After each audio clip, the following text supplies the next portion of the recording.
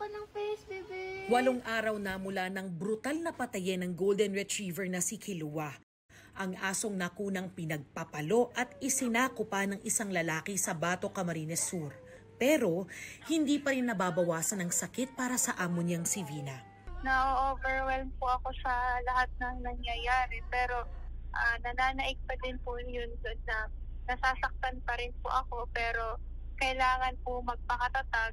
Kahit masakit, napagdesisyonan niyang i-exhume o ipahukay ang labi ni Kilua para matest kung may rabies. Depensa kasi ng pumatay rito, bigla na lang nangagat si Kilua. Nahagip din sa CCTV ang pagdamba niya sa isang dumaraang residente. 5 araw nang nakalibing si Kilua nang hukayin ito at itest. Ang resulta, positibo sa rabies si Kilua. Ang rabies ay virus na pwedeng makuha mula sa ibang hayop na infected din ng rabies. It takes around 1 week to 10 days bago ma-infect siya.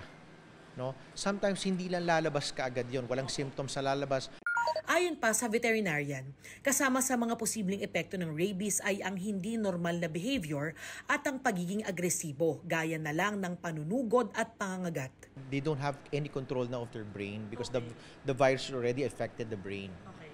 So, yeah, uncontrollable na. Nagiging siya yung temper, nawawala sa sarili basically. Kahit unprovoked. Very possible no na nasa terminal stage na siya.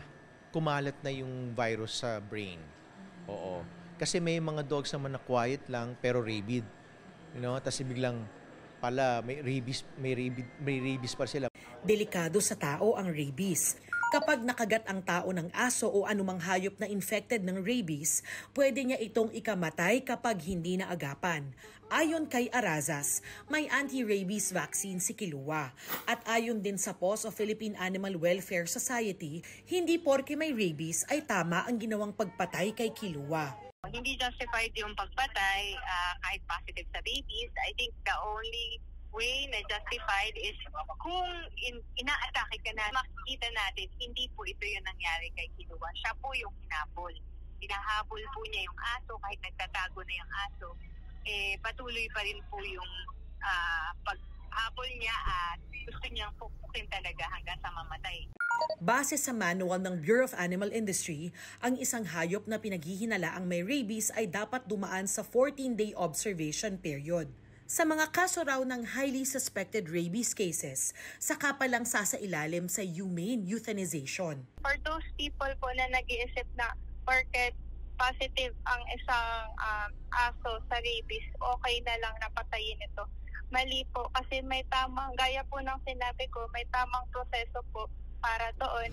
Kaya desidido pa rin daw siyang magsampa ng kaso. Kanina, nagpasa na si Arazas at POS ng joint affidavit complaint sa Provincial Prosecutor's Office ng Camarines Sur para sa mga kasong paglabag sa Animal Welfare Act at Anti-Rabies Act na isasampa nila laban sa pumatay kay Kilua. Handa raw si Arazas na sagutin ang gasto sa pagpapagamot ng mga nakagat ni Kilua.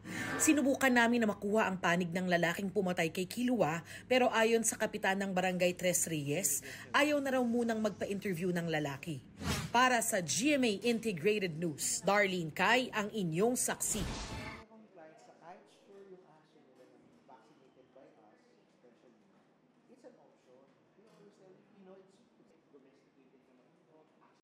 Mga kapuso, sama-sama tayong maging saksi. Mag-subscribe sa GMA Integrated News sa YouTube at para sa mga kapuso abroad, samahan niyo kami sa GMA Pinoy TV at sa www.gmanews.tv.